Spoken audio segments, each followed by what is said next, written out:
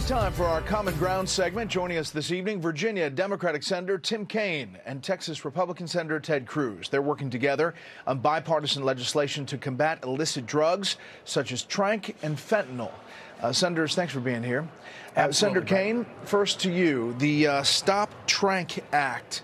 It is, among other things, to add this drug, xylazine, to global tracking of fentanyl, cocaine, and heroin, State Department threat assessments of international drug trade trends, and resources to hold countries accountable. Why is this important?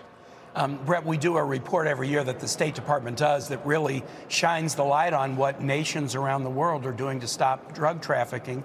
Right now, the focus has really been on fentanyl and some other important drugs that get trafficked, but this uptick in the use of xylazine, a tranquilizer that was developed for veterinary uses that has serious health consequences for people, that's being trafficked as well. And Ted and I, and we've both worked on Tranq-related legislation in the past. We want to add Tranq xylazine to this International Narcotics Control Strategy report so that we shine a spotlight on the bad actors, and then the Congress can hopefully take efforts against them.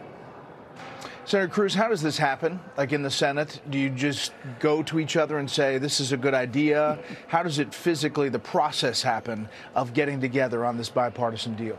Well, listen, the underlying substance, Tranq, is a real problem. It's a growing drug abuse. We had last year over 100,000 Americans die of drug overdoses, and Tranq is rising. It's called a zombie drug. And so Tim and I have teamed up together to say, let's get ahead of this. Let's stop young people from taking this drug and losing their lives. But in terms of how it happens, I'll tell you a dirty little secret, which is that Tim and I actually really like each other. Yeah, we do. And we work together a lot. We were both elected on the same day in 2012. And it's, Tim, I'm sorry for saying that. I may hurt you in the Democrat primary in Virginia. But Tim and I have teamed up on a lot of things over the last 12 years. I'll tell you, one of my favorite things that Tim and I did together was when there were comments in the House of Representatives that were really anti-Semitic and troublesome, and the House tried to pass a resolution condemning anti-Semitism, and it couldn't.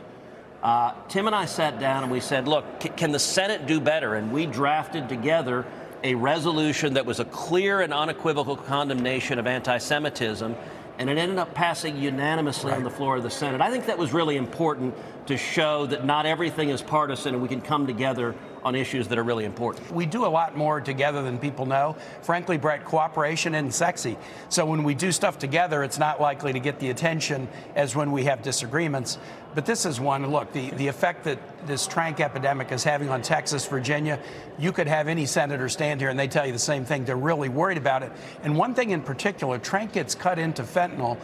You often help somebody out of a fentanyl overdose with Narcan, but Narcan doesn't help mitigate the consequences of Tranq. So you see somebody and they're in an overdose and you think Narcan's going to save their life. Narcan doesn't hurt people that have taken Tranq, but it also doesn't help them, doesn't save them. So this is a really serious problem. I want to play this soundbite from another Virginia senator, Mark Warner, about TikTok. Take a listen. This is not about trying to get rid of the creativity. This is not about trying to eliminate your ability to make money if you're a social influencer. It's about the ability to make sure that this creativity that's happening on this platform can't be manipulated by the Communist Party of China. Senator Kane, I've read that you've said the devil is in the details on this bill, and you haven't really fully committed to it. Where are you on the TikTok divestiture from where it is and away from the CCP? And do you feel the pressure that other senators have talked about publicly? I'm going to look at the House bill as soon as we get this headache-inducing appropriations bill off our shoulders, hopefully by the end of the week. I'll take a look at that House bill. Ted's on the Commerce Committee. That bill would go through Commerce, and I suspect there may even be some effort to take a look at the House bill, the Senate bill, take the best of both, come up with the right balance. Senator Cruz, you were in that briefing, the national security briefing. Look, I'm very concerned about TikTok, really on two different levels. Number one, the threat it poses of espionage and surveillance of the Chinese Communist Party monitoring. 170 million Americans use TikTok, and they have the ability to monitor what they're saying, what they're doing on their phones, where they are. I think it's a real privacy risk to Americans who may not realize that the Chinese government has that ability. Secondly, I'm deeply concerned about the Chinese Communist Party using TikTok to push propaganda, propaganda that it's supporting.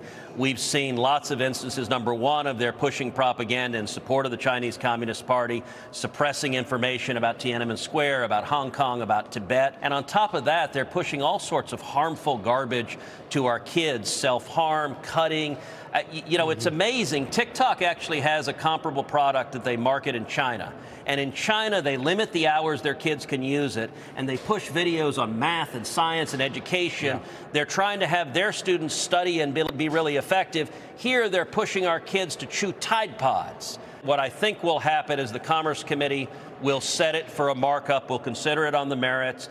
I hope we'll have a full and open amendment process. I'm not convinced the language the House passed is exactly what it will be in law, but I'm glad the House is acting to address this very serious threat. And one thing to understand is this bill is not about banning TikTok. For the people who use TikTok and enjoy it, this is not about getting rid of that. What it is about is forcing China to divest, getting TikTok out of control of the Chinese Communist Party, getting it in the hands of an American company, getting it in the hands of anyone other than China or an enemy of America, I think is very important and will benefit the users of TikTok and everyone else too. All right, this is not common ground here, but this is March Madness. Senator Kane, you've got Virginia's James Madison Dukes. Looks like in the tournament, and you have a lot more competitors from Texas. You got the Texas Longhorns, #1 Houston Cougars, Texas Tech Red Raiders, Texas A&M Aggies, TCU Horned Frogs, and Baylor Bears. Is there some betting going on there? UVA lost even in the play-in game last night. We have James Madison and Longwood. I would not bet much money with my Virginia teams against Houston or any of the Texas teams. So I will Looks pretty good for you, Senator Cruz. Tim and I have a long history of sports betting. In the World Series, when the Astros played the Nats, we had a wager. Tragically, we lost that series, and so I had to show up with Texas barbecue and Shinerbach beer, and even worse, I had to wear a Nats jersey. Now, I've won 2 of those bets over the last few years, but that one I didn't win. This time, I feel confident Texas is going to do better than Virginia in the tournament. I'll tell you my Final Four. I have UConn and Baylor against University of Houston and Texas. It's kind of a homer bracket. Wow. And my finals is Houston against Baylor, and I'm predicting U of H, go Cougs, to win it all. All right. Well, Senators, thanks so much. We appreciate you coming on. Pass the word about Common Ground. Thank you. Yeah. You can see all the segments.